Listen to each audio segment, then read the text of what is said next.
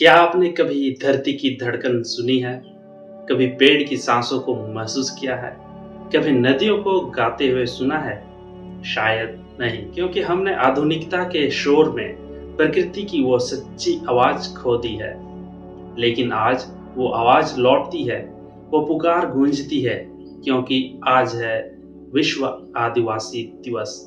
एक दिन नहीं, एक आंदोलन, एक मौका उन्हें समझने का, जो इस धरती के पहले पुत्र हैं, जो जंगल के साये में नहीं बल्कि उसके गर्भ में पले हैं, जो विकास की दौड़ में नहीं प्रकृति की चाल में चलते हैं। जोहार दोस्तों, आदिवासी कोई जाति नहीं, कोई पिछड़ा वर्ग नहीं।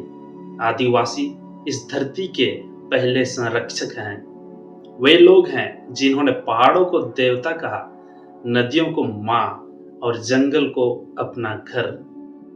जब दुनिया सभ्यता के नक्शे बना रही थी, तब आदिवासी जीवन जी रहे थे, बिना लालच, बिना हिंसा और बिना छल के। उनकी संस्कृति कोई वस्त्र नहीं है जो उतार दो, वो एक आत्मा है जो बोली में, संगीत में, गीतों में और मिट्टी में बसी है। क्या आपने सुना है बिरसा की हुंकार, अबुआ दिसम अबुआ राज, यानी हमारा देश हमारा राज?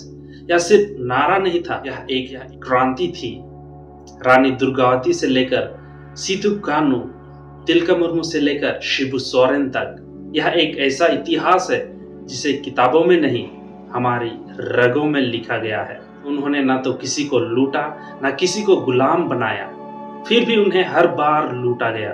उनकी जमीन छीनी गई, जंगल हथिया लिए गए और उनकी भाषा को गूंगा बना दिया गया। आज जब हम आदिवासी दिवस मना रहे हैं, तब कई आदिवासी गांव खनन की धूल में दब रहे हैं।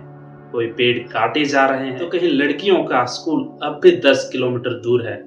आज भी एक आदिवासी को उसके धर्म पर, उसके पहनावे पर और उसकी भाषा पर सवाल किया जाता है। उन्हें घर वापसी के नाम पर जबरन धर्म बदलने को कहा जाता है, जबकि वे तो कभी किसी के घर से निकले ही नहीं थे।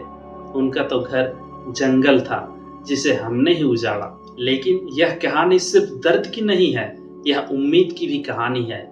आज कई आदिवासी युवा अपनी भाषा, संस्कृति और अधिकारों के लिए खड़े हो रहे हैं।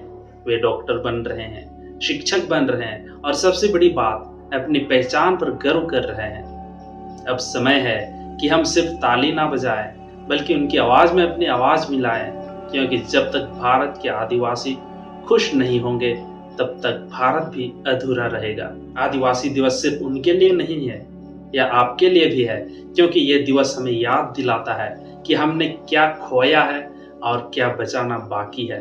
आज आपसे एक वादा मांगता हूँ, अगली बार जब कोई आदिवासी दिखे तो उसे एक इंसान की तरह देखिए, संस्कृति की तरह नहीं।